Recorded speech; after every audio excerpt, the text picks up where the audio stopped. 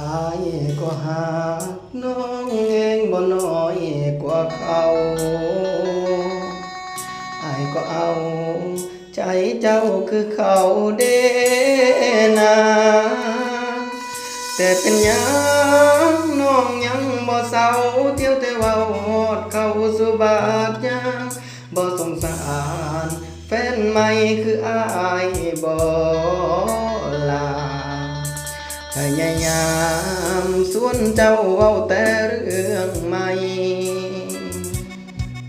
เหตุจังใด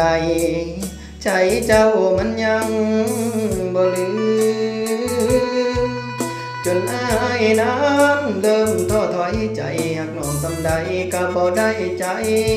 คืนหัวใจอายมันเบิดแห้งเบื่นฟื้นต่อแล้วลาขอโทษอีหลีที่อายบ่ดีคือแฟนเก่าเจ้าน้องบ่ลืมเขา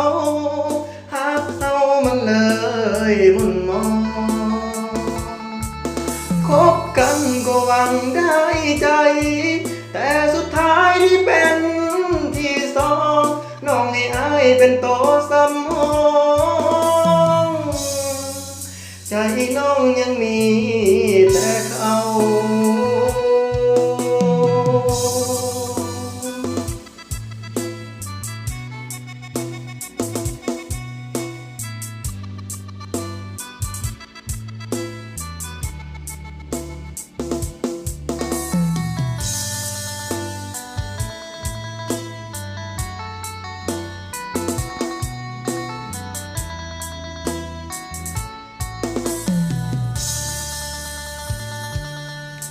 พยายา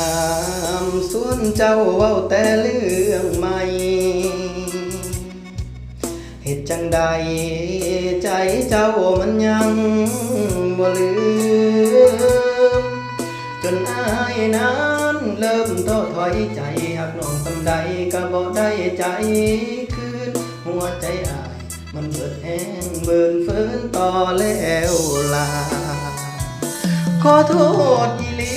ที่อายบ่ดีคือแฟนเก่าเจ้าน้องบ่ลืมเขาหักเอามันเลยมุ่นมองคบกันก็หวังได้ใจแต่สุดท้ายได้เป็นที่สองน้องให้อายเป็นโตสำรองขอโทษอีหลีที่อายบ่ดีคือแฟนเก่าเจ้าน้องบ่ลืมเขาหักเขามันเลยมุ่นมองคบกันก็หวังได้ใจแต่สุดท้ายได้เป็นที่สองน้องให้อายเป็นโตสำรอง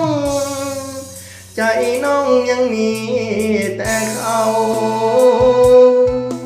น้องให้อายเป็นโตสำรอ